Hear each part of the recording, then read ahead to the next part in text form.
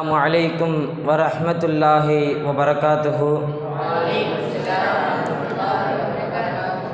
अल्हम्दुलिल्लाह इन्नल हम्दलिल्लाहि रब्बिल आलमीन वस्सलातु वस्सलामु अला रसूलिल करीम व आलिहि व सहबिहि अजमाइन अम्मा बअद फ़क़द क़ालल्लाहु तआला फ़ी महकमित तंज़ील बाद अऊज़ु बिल्लाहि मिनश शैतानिर रजीम बिस्मिल्लाहिर रहमानिर रहीम इन्नल्लाह व मलाइकतहु युसल्लूना अलन नबी या अय्युहल्लज़ीना आमनू सल्लु अलैहि व सल्लिमू तस्लीमा अल्लाहुम्मा सल्लि अला सय्यिदिना मुहम्मदिन व अला आलि सय्यिदिना मुहम्मदिन व बारिक व सल्लिम अलैहि। அல்ஹம்துலில்லாஹ்.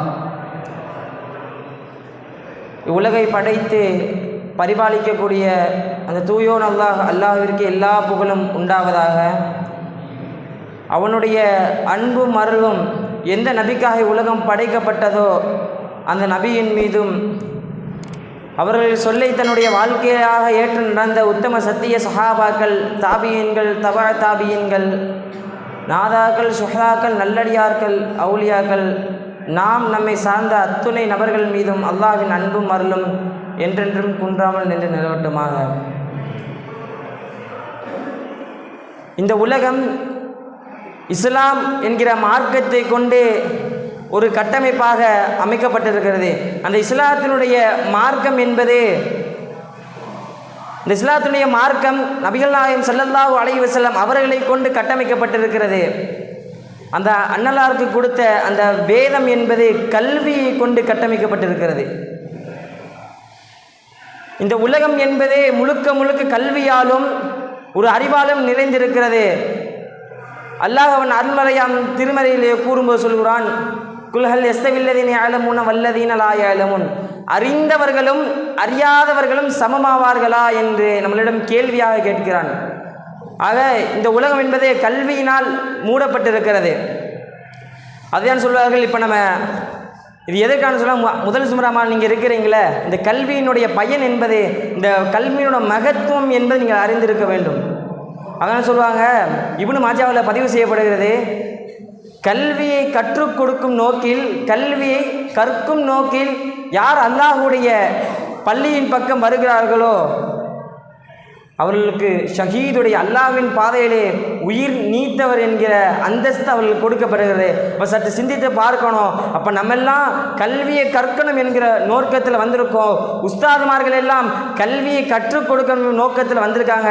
ஆக நமக்கெல்லாம் அல்லாஹ்வுடைய அந்த ஷஹீத் என்கிற அந்தஸ்து அல்லாஹ் நமக்கு தருவானாக. பார்க்குறோம், குர்ஆன் ஆரம்ப வசனம் எதை சொல்லி விளக்குது? கல்வியை சொல்லி, இக்ரா என்கிற கல்வியை சொல்லி விளக்குது. இரண்டாவது ஒரு அத்தியாயத்தை பார்த்தோம்னா கலம், அந்த கல்விக்கு தோதுவான அந்த பேனா, அதையும் அந்த கல்வியை சம்பந்தமாக அல்லாஹ் ஆரம்ப கட்ட இந்த 2 ஆயத்திலையும் அல்லாஹ் விளக்கி தருவது என்னவென்றால் கல்வி. அந்த கல்வியை பற்றி அறிந்திருக்க வேண்டும். ஆக எந்த ஒருவனும் கல்வி இல்லாமல் உயர முடியாது. இப்போ பார்த்தோம்னா பார்க்கும், கல்வி இல்லாத என்ன பண்ணுவான்? டீக்கல்ல வேலை பார்ப்பான், அதுனா ஜவுளிக்கல்ல வேலை பார்ப்பான். அதே கல்வி அறிஞ்சவன் அவங்க எல்லாத்துக்கும் முதலாளியாக இருப்பான். இதான் ஒரு கல்வியோட கட்டமைப்பு. இப்போ பார்க்குறோம், உலக கல்வி சிறந்ததா, மார்க்க கல்வி சிறந்ததா?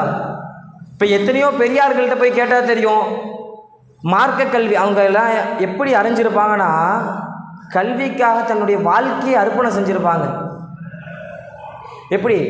இந்த உலக கல்வி என்ன உலகத்தோடு முடிஞ்சிடும், இந்த உலகத்தோடு அவ்வளோதான். காமர்ஸ், எக்கனாமிக்ஸ் இந்த உலகத்தோடு முடிஞ்சிடும்.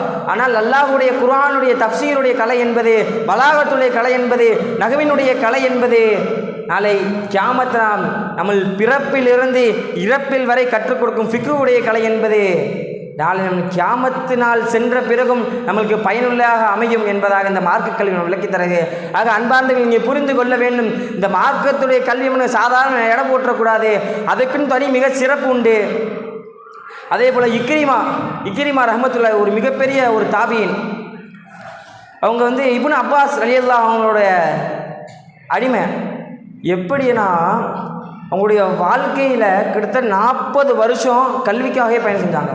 இப்படி நம்மளை மாதிரி 7 வருஷம் 40 வருஷம் அந்த கல்விக்காக சும்மா நாம் நார்மலாக எல்லா இடத்துல எல்லா உற்சாகங்களும் நடத்திட்டு போகிறவங்களோ ஒரு கல்விக்காக ஒவ்வொரு ஊர் சொன்னோம். இப்போ இங்கேருந்து தப்சீரோட கலவைனா சென்னைக்கு போகணும், அப்படியே அங்கேருந்து இன்னொரு கலவைன்னா அங்கே பாடு பெங்களூர் போகணும், அப்படியே மாறி மாறி கிட்டத்தட்ட பல ஊர்களில் மாறி மாறி மாறி போயிடணும். ஒரு கலை இதே போன்று தன்னுடைய வாழ்வில் 40 வருஷம் அவர்கள் தன்னுடைய கல்வியிலேயே தன்னுடைய வாழ்க்கையை நீத்திருக்கிறார்கள். சுப்ஹானல்லாஹ், சற்று சிந்தித்து பார்க்கணும். நம்ம படிக்கிறப்ப 7 வருஷம் படிக்கிறோம், 7 வருஷம் படிக்க ஏதோ ஒரு ஒரு பாறாங்கலை தூக்கி தலையில் வச்ச மாதிரி இருக்குது. அப்படி இல்லை, சுமார் 40 வருஷம் தன் கல்விக்காக. அதுவும் எப்படி இந்த மாதிரி ஃப்ரீனஸ்லாம் கிடைக்காது.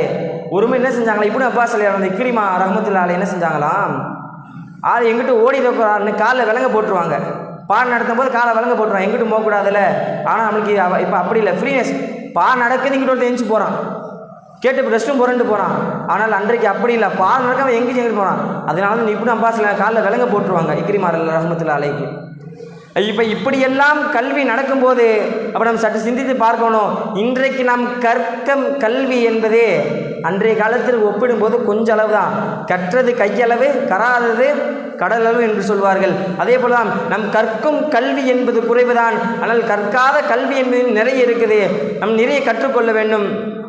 அதே போல்தான் இப்போ நீங்கள் கல்வியெல்லாம் கற்றுக்கிட்டீங்க, ஒரு பெரிய ஆளாயிட்டீங்க, மார்க்க கல்வி நிறைய கற்றுக்கிட்டீங்க. இப்போ இக்ரிமா ரலியல்லாஹு கிட்டத்தட்ட 40 வருஷம் கற்றுக்கிட்டாங்களே, அவங்கள இப்படி ஒரு சபைக்கு எங்கிட்ட ஒரு சபைக்கு போனால் அவங்க சூழ்ந்து ஆழ்ந்து உட்காந்துக்கிடுவாங்க. சூழ்ந்து சுற்றி சுற்றி ஆள் உட்காந்து. ஏன்னு கேட்டால் நிறைய தெரியும், அவங்கள்ட்ட நம்மளுக்கு எதனா பெற்றுக்கொள்வோம். அதே போல் தான் நீங்கள் 7 வருஷம் நிம்மதியாக நல்லா முடிச்சிட்டிங்கன்னு வச்சுங்களேன், அல்லாஹ் உங்களை சுற்றி ஒரு 10 பேர் தெரிய வைப்பான்.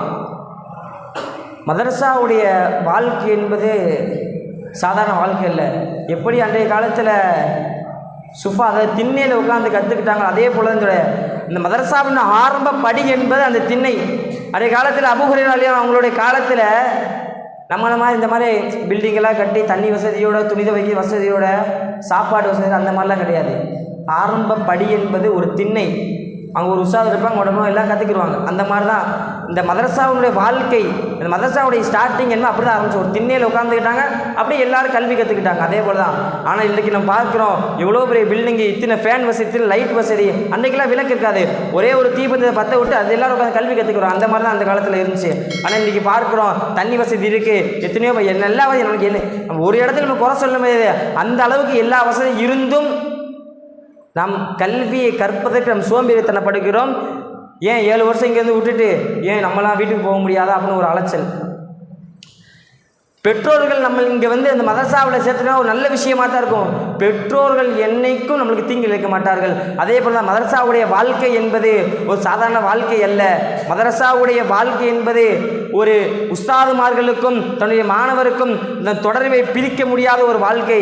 அதே போல் தான் சஹாபாக்களும் முகமது ஸல்லல்லாஹு அலைஹி வஸல்லம் அவர்கள் இருந்தார்கள். அவர்களுடைய தொடர்பை, அவங்க இருவருடைய சஹாபாக்களையும் ரசூலா தொடர்பை பிடிக்க முடியாது. ஏன்? இந்த கல்வியினால் ஏற்பட்ட தொடர்பு. ரசூலா சபையில் உட்காந்து சொல்லிக்கிட்டே இருப்பாங்க, எல்லாருமே கேட்டு எழுதுவாங்க, அப்படி கேட்டுக்கிட்டே இருப்பாங்க. இப்படி ஆரம்பித்த தொடர்பு என்பது இன்றைக்கு இவ்வளோ பெரிய ஒரு கட்டமைப்பாக ஒரு மதரசாவாக ஆகியிருக்கு என்பது சொன்னால், அப்போ நம்ம உணர வேண்டும் அன்பார்ந்தவர்களே, அந்த மதரசாவுடைய வாழ்க்கை என்பதை நம்ம உணர வேண்டும். எத்தனையோ துன்பங்கள் இருக்கும். வாழ்க்கை துன்பம் இல்லாமல் எந்த ஒரு வாழ்க்கையும் அமைஞ்சிடாது. எவனுக்கும் துன்பம் இல்லாமல் எந்த ஒரு வாழ்க்கையும் அமையாது. அல்லாஹ் குர்ஆனில் சொல்லி காட்டுறான், சோதனைகளை அனுபவிக்காமல் உங்களுக்கு சுவனம் கிடைத்து விடுமா என்று சொல்கிறான். அப்போ நம்மளுக்கு சோதனை என்பது நிச்சயம் அல்லாஹ் எப்படியோ கொடுப்பான். மதரசா மூலம் ஏதோ குறைபாடு இருக்கத்தான் செய்யும். அதையெல்லாம் அட்ஜஸ்ட் பண்ணி தன்னுடைய வாழ்க்கையில் எல்லாத்தையும் அட்ஜஸ்ட் பண்ணால் மதரசாவுடைய வாழ்க்கை நம்மளுக்கு கற்றுத்தரும். என்னென்னு சொன்னால், இங்கே எல்லாத்தையும் நமக்கு அட்ஜஸ்ட் பண்ணி போவோம். ஆனால் நம்மளுக்கு இங்கே கடுப்பாக இருக்க மாத்தான் தெரியும். ஆனால் வெளியே போய் ஒரு இடத்துல நிற்போம் பார்த்தீங்களா, போடா மதரசாவில் அப்படி அட்ஜஸ்ட் பண்ணுறோம், இங்கே நமக்கு என்ன தெரியாதா? மதரசாவுடைய பாடம், மதரசாவுடைய வாழ்க்கை பாடம் என்பது நம் 7 வருடம் இங்கே முழிச்சிட்டு போகிறோம்ல, அங்கே உடைய பாடத்திற்கு இந்த மதரசாவுடைய பாடம் உதவி பெறும். இங்கே சாப்பாடு இருக்குது, ஏதோ வாழ்க்கையில் குறை சரி, அதே போல் எல்லா இடத்துலையும் குறை இருக்கத்தான் செய்யும். அதை வாழ்க்கையை அட்ஜஸ்ட் பண்ணி போகிறோம்ல, அதே போல் வாழ்க்கையில் உங்களுக்கு கல்யாணம் ஆயிடுச்சு வச்சுங்களேன், மனைவி மக்களோடு நீங்கள் சம்பாதிக்கணும். அப்போ ஏதோ ஒரு இடத்துல உங்களுக்கு ஒரு நாள் அந்த கடைக்கார சம்பளம் தரணும்னு வச்சுங்களேன், அப்போ வீட்டில் சாப்பாடு பஞ்சம் ஏற்படும். அப்போ நீங்கள் சொல்லிக்கலாம், அப்போ உங்களுக்கு தெரியும், என்னடா மதரசாவில் எத்தனோ நம்ம சாப்பாடு இல்லாமல் இருந்துட்டோம், இங்கே நம்மளுக்கு இருக்க தெரியாதா? அப்போ அதே போன்று தான் நம்ம இங்கே அட்ஜஸ்ட் பண்ணி எப்படியெல்லாம் நம்முடைய வாழ்க்கையில் அமைத்து கொண்டு இருக்கிறதே இருக்கிறத வச்சு அல்ஹம்துலில்லாஹ் நம்ம பொறுத்து போகிறோமோ, நாளைக்கு நம்ம வெளி வாழ்க்கையில் போனோமோ இதே பழக்கம் அங்கே வந்து சேரும். இங்கே அட்ஜஸ்ட் பண்ணோம், பரவாயில்ல, நம்ம எத்தனை அட்ஜஸ்ட் பண்ணியிருக்கோமே, இங்கே அட்ஜஸ்ட் பண்ணிக்கிறோம். இப்படியெல்லாம் ஒருவருடைய வாழ்க்கை அமைந்திருப்பதே என்கென்று கேட்டால் அந்த மதரசாவுடைய வாழ்க்கையெல்லாம். இந்த மதரசாவுடைய நட்பு என்பதை பிரிக்க முடியாது. அப்படிப்பட்ட ஒன்று எத்தனையோ மாணவர்கள் இருந்திருக்கலாம். நம்மளை விட்டு பிரிந்து போன, நம்மளே 7 வருஷம் ஒன்றா தான் நம்மளோட வந்து அட்மிஷன் போட்டிருப்பான், நம்மளே பிரிஞ்சு போவோம். ஆனால் இந்த மதரசாவுடைய நட்பு என்பது 7 வருஷம் முடித்த பிறகு அவனை பார்த்தோன்னே, டேய் நல்லா இருக்கியாடா ஒரு வார்த்தை கேட்போம்ல, இதுதான் மதரசாவுடைய நட்பு. நம்ம கூட வந்திருப்பான், முதல் வருஷம் தான் சேர்ந்துருப்பான், அதோட பிரிஞ்சு போயிடுவான். ஆனால் அவனுக்கு எப்போ பார்த்தாலும் அந்த ஞாபகம் நம்மளுக்கு வரும். இவன் நம்ம கூட படித்தானே, இவன் நம்மளோட ஒன்றா உட்காந்து சாப்பிட்டானே, இவன் அவனாச்சே. அப்படி இப்படி மதரசாவுடைய நட்பு என்பது இதுதான். ஆக நம்ம எல்லா விஷயம் பார்த்துருப்போம். மதரசாவில் எல்லாரும் கல்வி கற்க உட்காந்துருப்பாங்க. அப்போ ஒரு சிலர் நினைக்கிற உண்டு, என்னடா எனக்கு மட்டும் இவங்க நடத்துகிற பாடம் புரியவே இல்லையே, ஏன் இவங்க நடத்துகிற பாடம் வேறு ஒன்றும் இல்லை, அல்லாஹ் அவர்களுக்கு சீக்கிரமாக கொடுக்குறான், உங்களுக்கு கொஞ்சம் தாமதமாக கொடுக்குறான். ஆனால் மதரசாவுடைய நீங்கள் முயற்சி செய்யுங்கள். நீங்கள் முயற்சி செய்யாமல் இருந்தால் தான் உங்களுக்கு அந்த கல்வி வராது. ஆக நீங்கள் முயற்சி செய்தீர்கள், மதரசாவுடைய பாடத்தில் அல்லாஹுடைய கல்வியை கற்கணும்னு நீங்கள் வந்துட்டீங்க, நீங்கள் அதற்காக முயற்சி செய்கிறீங்க, அல்லாஹ் ஒருபோதும் வீணடிக்க மாட்டான் இன்ஷா அல்லாஹ். அல்லாஹ்விடத்தில் ராப்பகலாம் நீங்கள் துவா கேட்குறீங்க, அழுது துவா கேட்குறீங்க. என்னடா நம்ம அல்லாட துவாலாம் கேட்குறோம், ஏன் கபலாக மாட்டேங்குது? இதே போன்று தான் அன்றைக்கி ஃபாத்திமா ரலியல்லாஹு அவங்களுடைய அத்தா முகமது ஸல்லல்லாஹு அலைஹி வஸல்லம் காபா முன்னாடி சையா நிற்கிறாங்க. மக்கத்து காஃபிர்கள் அவங்க மேலே குடலை போடுறாங்க. அந்த குடலாம் நீக்கி விட்டுட்டு ஃபாத்திமா ரலியல்லாஹு துவா செய்கிறாங்க, யா அல்லாஹ் எங்களுடைய அத்தாவை யார் துன்பப்படுத்துகிறாங்களோ அவங்க அழிச்சிரு. அவங்க செஞ்சது ஒரு சின்ன வயசு ஜென்மம், ஒரு 8-7 வயசு இருக்கும். அந்த வயசில் செஞ்ச துவா பத்ரு போர்க்களத்தில் அந்த துவா கபூல் செய்யப்படுது. ஆக அந்த துவா கேட்கும் போது நம்ம கேட்போம், யா அல்லாஹ் எனக்கு கல்வி வரமாட்டேன், என் கல்வியை கொடு நீ அல்லாட்ட அழுதாலும் துவா கேட்பீங்க. ஆனால் அந்த துவா உங்களுக்கு இப்போ பயனளிக்காது, சிறிது காலம் சென்ற பிறகு அந்த துவாவுடைய பலன் என்று நீங்கள் பெற்றுக்கொள்வீர்கள். பெரியார்கள்லாம் சொல்லுவாங்களா, துவா கேட்கும்போது அவசரப்படக்கூடாது. வாழ்க்கையில் எல்லா விஷயம் அவசரப்பட்டு செஞ்சு முடிச்சிருவோம். அதே போல் தான் துவா கேட்கும் போது அவசரப்படக்கூடாது. உனக்கு ஒரு ரிசுக்கு எழுதியிருக்கு, உனக்கு ஒரு ரிசுக்கு ஒரு எழுதப்பட்டுருச்சு அப்படின்னு சொன்னால் அது கண்டிப்பாக உங்களுக்கு கிடைக்கும். அது எப்படியா இருந்தால் அல்லாஹ் உங்கள் இடத்துல வந்து சேர்த்துருவான். அதே போல் தான் 7 வருஷம் இந்த இடமா இங்கே படிக்கிறோம், 7 வருஷமோ 5 வருஷமோ இங்கே எப்படியே படித்து முடிச்சு போயிடுறோம், அல்லாஹ் உங்களை ஒருபோது வீணடிக்க மாட்டான். நீங்கள் விரும்பியோ விரும்பாமல் எப்படியோ 7 வருஷம் முடிச்சிட்டீங்க, 5 வருஷம் முடிச்சிட்டீங்க, ஆனால் அல்லாஹ் உங்களுடைய வாழ்க்கை என்பதை ஒரு நல்ல அந்தஸ்திலாம் வைத்திருப்பான். ஏதோ ஒரு இடத்துல வெளியெல்லாம் நிறைய படிச்சிருப்பாங்க, படித்து வேலை இல்லாமல் சுற்றுவாங்க. ஆனால் நீங்கள் அல்லாஹுடைய பாதையில் வந்து விட்டீங்க, அல்லாஹுடைய மதரசா அல்லாஹுடைய கல்வியை கற்கணும்னு நீங்கள் வந்துட்டீங்கன்னு வச்சுங்களேன், அல்லாஹ் உங்கள் வாழ்க்கையில் ஒருபோதும் எந்த ஒரு இடத்துல அல்லாஹ் உங்களை தோற்க வைக்க மாட்டான். இப்போ சமீபத்தில் பார்த்துருப்போம், இந்த காலத்தில் ஐஏஎஸ் எக்ஸாம் எழுதுனா அவ்வளோ ஒரு டஃப்பு. படித்தா ராப்பகலாக படித்தா மட்டும்தான் தன்னுடைய வாழ்க்கையை அர்ப்பணித்தா மட்டும்தான் அது எழுத முடியும். ஆனால் கேரளாவில் ஒரு ஆலிம், வேறு யாரும் இல்லை, சாதாரண அப்பாம் இல்லை, ஒரு ஆலிம் எழுதினாரு, பாஸ் ஆகிட்டார். ஏன்? இந்த அல்லாஹ்வுடைய கல்வியை கட்டுறனால. அல்லாஹ்வுடைய கல்வி அல்லாஹ்வுடைய பாதையில் வந்து நினச்சி உங்களுக்கு எல்லாமே ஈஸி. ஒரு சில பெரியார்கள் சொல்லுவாங்க, அல்லாஹ்வுடைய பாதையில் வந்துட்டீங்கன்னு வச்சுங்களேன், நீங்கள் அல்லாஹ்வுடைய பொறுப்பு எது வரைன்னு தெரியுமா? நீங்கள் திரும்பி எப்போ வீட்டுக்கு போகிறீங்க அது வரை நீங்கள் அல்லாஹ்வுடைய பொறுப்பில் தான் இருப்பீங்க. அப்போ சொல்லுவாங்க, இன்னொரு ஒரு சில பேர் சொல்லுவாங்க, ஜிப்ரீல் அலைஹிஸ்ஸலாம் ரெக்கையில் இருக்கக்கூடிய மாணவர்கள் யாரும் தெரியுமா? மார்க்க கல்வி கற்போம் நம்மெல்லாம் அல்லாஹ் ஜிப்ரீல் அலைஹிஸ்ஸலாம் ரெக்கையில் இருக்கக்கூடியவங்க. அப்போ ஒருபோதும் நம்மளை எதையும் செஞ்சிட மாட்டான். நம்மளுக்கு எது துன்பம் வர மாதிரி தெரியாது, நம்மளுக்கு எதுவுமே நம்ம நடக்காது. ஏன்னா நம்ம அல்லாஹ்வுடைய பாதுகாப்பில் இருக்கிறோம், ஜிப்ரீல் அலைஹிஸ்ஸலாம் ரெக்கையில் இருக்கிறோம். ஏன்னு சொன்னால் நம்ம அல்லாஹ்வுடைய மார்க்க கல்வி கற்றுக்கொண்டு இருக்கிறோம். அந்த ஒரே காரணத்துக்காக தான் இன்று வரை அல்லாஹ்வுடைய பாதுகாப்பில் நம்ம இருக்கிறோம். அன்பாக நீங்கள் விளங்கி கொள்ள வேண்டும், ஒழுக்கம் இல்லாமல் எவனும் கல்வி வருவதில்லை. ஒருத்தன் கல்வி இருக்குது ஒழுக்கம் இல்லை, வேஸ்ட். ஒருத்தன் ஒழுக்கம் இருக்குது கல்வி இல்லை, நிச்சயமாக அவனுக்கு கல்வி கிடைக்கும். வெறும் கல்வியை வச்சு அவனால் வாழ்க்கையில் முன்னேற முடியாது. அதே போல் ஒருத்தனுக்கு ஒழுக்கம் இருக்குது, அவன் வாழ்க்கையில் முன்னேறுவான். ஏதோ ஒரு இடத்துல அல்லாஹ் அவனுக்கு ஒழுக்கம் இருக்குது, எல்லாத்தையும் பணியோட போகிறான், எல்லா இடத்துலையும் பணியோட போகிறான், ஒழுக்கத்தை நடந்துக்கிறான். ஆனால் அல்லாஹ் ஏதோ ஒரு இடத்துல அவனை அல்லாஹ் உயர்த்திடுவான். இதுதான் அந்த மதரசாவுடைய வாழ்க்கை என்பது மாற முடியாது. மதரசாவுடைய வாழ்க்கை என்பதை நம் நினைத்து பார்த்தாலும் கூட இன்று வரைய முடித்தவரெல்லாம் போய் கேளுங்க, உங்கள் அத்தாட்ட வைப்பீங்க, எத்தா மதரசாவுடைய வாழ்க்கையில் எப்படி இருந்துச்சு, உங்கள் ஆனால் ஆலிம் அஜர் தானே, உங்கள் வாப்பாட்ட போய் கேளுங்களேன் எப்படி இருந்துச்சு. அதெல்லாம் ஒரு பொற்காலம்டா, அதெல்லாம் நாங்கள் வேஸ்ட் பண்ணிட்டோம், அதெல்லாம் நாங்கள் வேஸ்ட் பண்ணிட்டோம்டா, நீங்களாம் ஒழுங்காக படிங்க. இப்போ சொல்லுங்க, இப்போ மதரசாவுடைய காலம் என்பது ஒவ்வொரு நேரமும் ஒவ்வொரு மணித்துளியும் நம்மளுக்கு கிடைத்திரு கிஃப்ட்டு. அதாவது அதை நான் முயற்சி செய்து அதை பயனுள்ளாக ஆக்கி கொள்ள வேண்டும். அதற்குத்தான் இந்த மதரசாவுடைய வாழ்க்கை. ஆக நம்ம எதை கேட்டோமோ அதை நம்முடைய வாழ்க்கையில் அமல் செய்து அதை பின்பற்றும் பாக்கியத்தை வல்லவன் அல்லாஹ் அனைவருக்கும் தருவானாக. வாஹிர் தாவான் அல்ஹம்துலில்லாஹி ரப்பில் ஆலமீன். ஸலாமு அலைக்கும் வரஹ்மத்துல்லாஹி வபரகாத்துஹு.